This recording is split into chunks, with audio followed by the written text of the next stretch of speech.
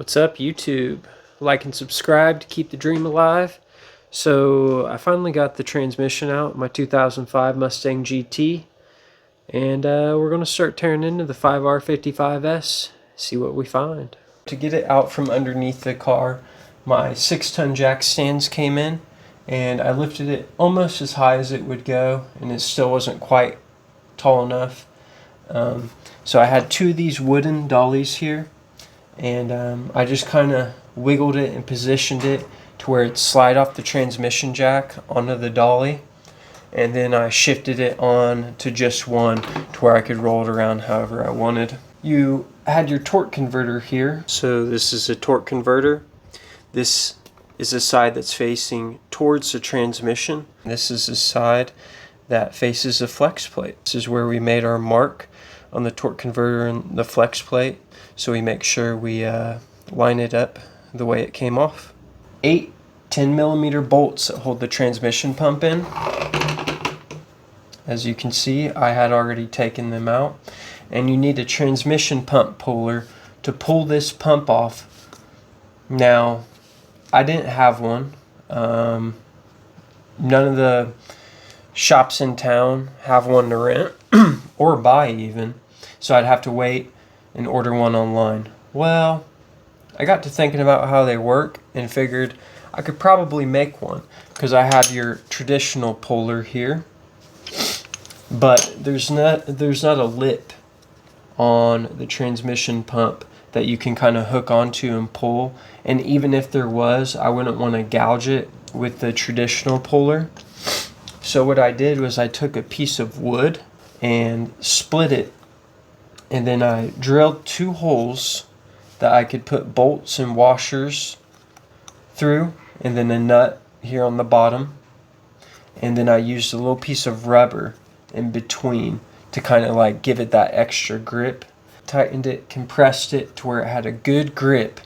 I don't think you need a whole lot of grip to pull the pump off, but you need enough to where this isn't going to slip. That's part of the reason why I use the rubber. Hook on that bolt, hook on this bolt, and position it right in the middle, all the way off.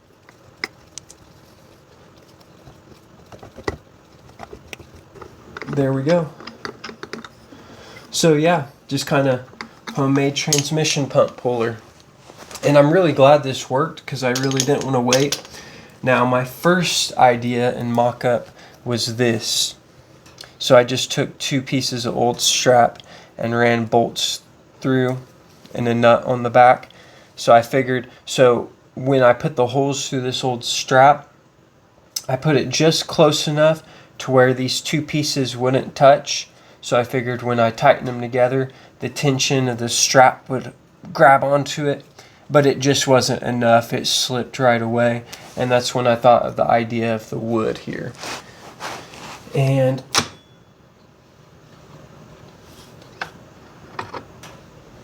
as you can see,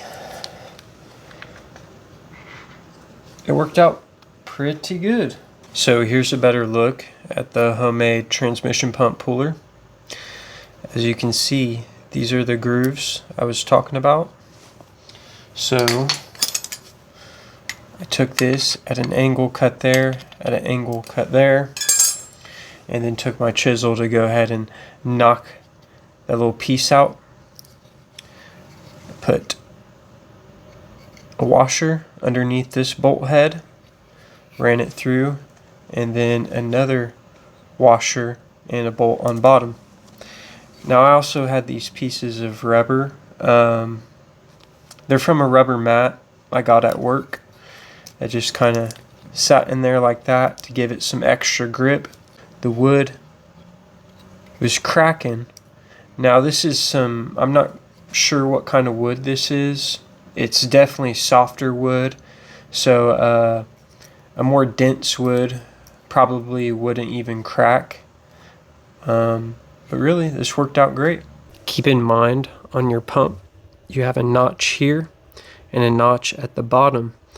And now there's this plastic spacer in between the pump and your clutch pack drum.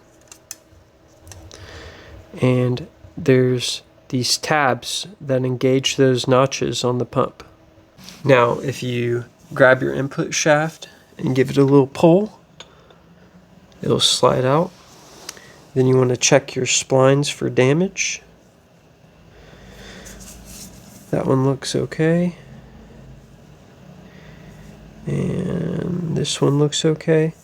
Now, I don't believe you have to worry about which way it goes in and out, because I think it only goes in one way. Yeah, I don't believe you can switch sides. We need to remove the clutch pack. This right here. You have your overdrive band that wraps around it. And underneath you have two clips that hold the overdrive band in. One on this side, one on this side.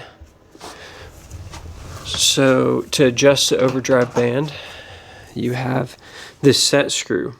It's a 19 millimeter, and you undo that. This is what applies tension to the overdrive band and holds on to the clutch pack. To adjust your tension, this nut that's on this stud, you adjust where it is on the threads and jam that nut against the casing, and then we grab the clutch pack and pull it off. That's what it looks like. It's a little bit chewed up right there. Squeeze the band, pull it the rest of the way out. So you have your two clips that hold the band in. You have the bigger one on the piston side. These slants are different from the top and the bottom. Unless if I accidentally switch this around, then the bigger slant is up top and the smaller one is on bottom. Don't quote me on that, because I did drop it. This one looks like both sides are identical or close to it. I'm not quite sure. Do your own research and make sure which way this is supposed to go in. And also, be careful. There's a little hole in here. This clip can fall down in that hole. It did for me. Don't worry, you can take a magnet and fish it out. Also, I'm not sure if this makes a difference, but I'm going to try to remember, just to be safe, which way I took this band out. So if I hold it up this way and bring it straight down, the numbers are facing right side up. Now, there is no definitive marking that I can see on either side, which side is left or right. It might not make a difference. I like to play it safe though. I'm not sure if this is acceptable wear or not. Someone maybe let me know. On the side here, you have this tab right there in the middle, and your clip engages it like that, and that applies tension to the band. To get this planetary gear out, you have a sensor up top above it. I don't know if you can see it right up in there. It doesn't look like I'm gonna have to take that out, but you may need to. You also have the piston here that pushes on the band. That isn't coming out without taking that piston out. And you have a big snap ring along the outside of this piston. My snap ring pliers won't fit on it, so I got a long pair of needle nose, and get in there.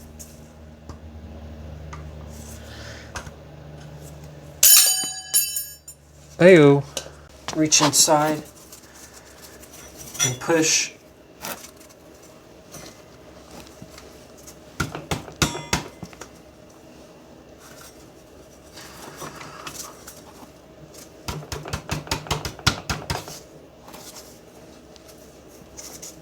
I went ahead and took this sensor out to give me more room to take the planetary gear out. It's one 8mm bolt. Undo that. And the sensor has an O-ring on it. You might have to give it a little twist back and forth to get it to break free. Took a rubber mallet, gave it a few taps around the edges. Take the cap off here, and it has a few O-rings on it, and they look pretty bad. It was holding in there good.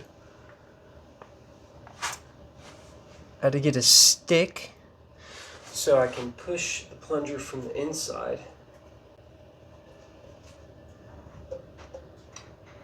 There we go. So have your seal and a spring.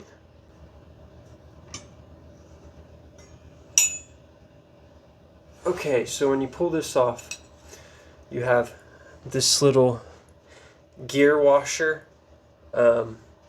Make sure you remember which way it went on. For my case, there's lettering that goes, if you can see that, that goes the face towards. Also looks like this gear comes out. Look at that. Just shredded. Because I don't even think that that piece I just pulled off is supposed to come off. I mean, it does. I think you're supposed to have to separate it with, like, I don't know, pressing it off. That just straight popped off. Go ahead and pull some more off. Yeah, it's destroyed.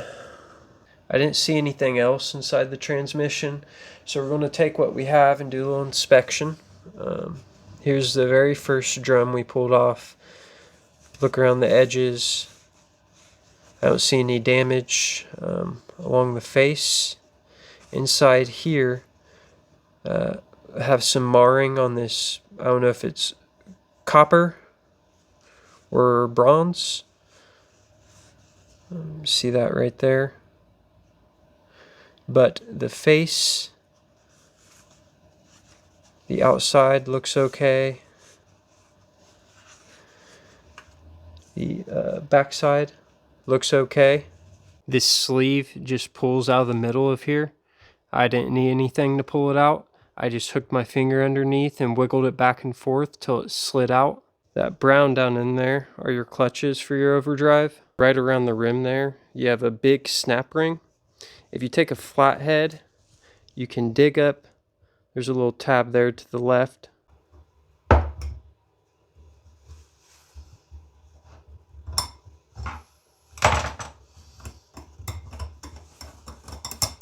So see that groove that's cut in it?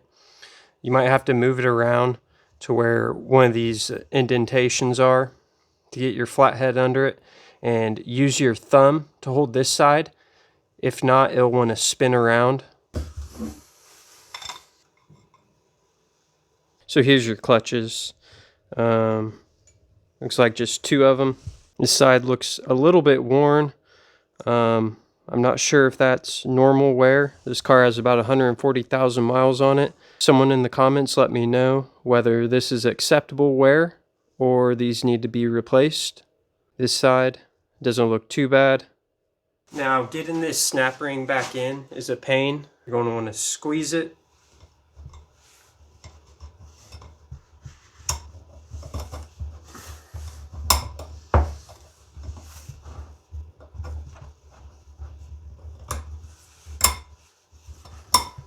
The next part we pulled off, the front part of the Planetary gear. So again, this gear sat in there. Taking a look at it, I don't see any obvious damage. There are some grooves in this copper or bronze ring inside. It might have been machined that way. There's also this lip cut around the top, so that spacer can sit on it. Remember, the lettering goes towards the face. Go around, spin these. That one looks okay.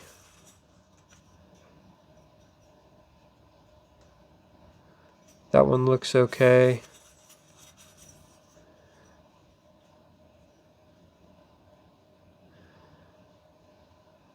And that one looks fine. Looking around here, looks okay.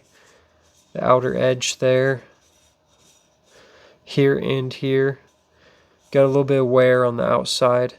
The back side here, don't see any damage around the rim. Now there is a little bit of marring around these edges. I'm not sure if it came that way from the factory, because as you can see, this was like punched inwards and welded in 3 places. So I'll have to do a little bit of research and figure out whether these are normally kind of scratched like that.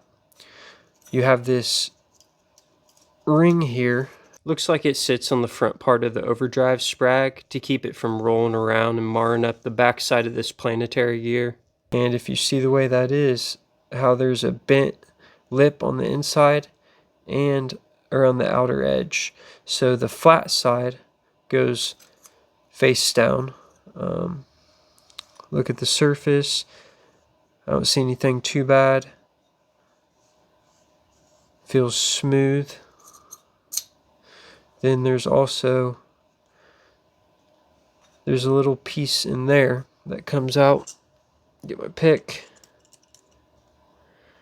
This piece right here has a little bent shape, goes towards the bottom. I don't know if it's supposed to come that way. I think so, because I don't see any damage around the teeth on the inside there or anywhere else. Checking the outside, I don't see any obvious damage on the shaft here, on this back side, going around the edge. There's also this bearing. It's a 3-piece bearing. How you can tell which piece is which is this top piece here. Has a little lip that goes middle of the bearing, so it faces that way. Looking on the inside, checking around the whole edge, I don't see any damage along the face. There's also another bearing in here, and obviously this bearing is messed up, and once I pull that out, I'll be able to check and see if there's more damage. Obviously this was a problem with the transmission. It's called the Overdrive Sprag. It acts as a one-way clutch. It's supposed to spin freely one way and not spin the other way. You see in that hole right there and right there, that is the bearing. You can't see one on this side because that's where it's bent. And I have a punch and a hammer. Rotate sides so the pressure comes off evenly.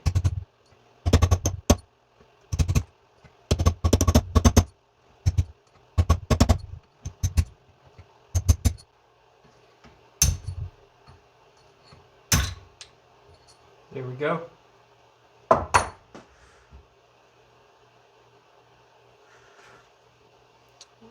Look around the edge there.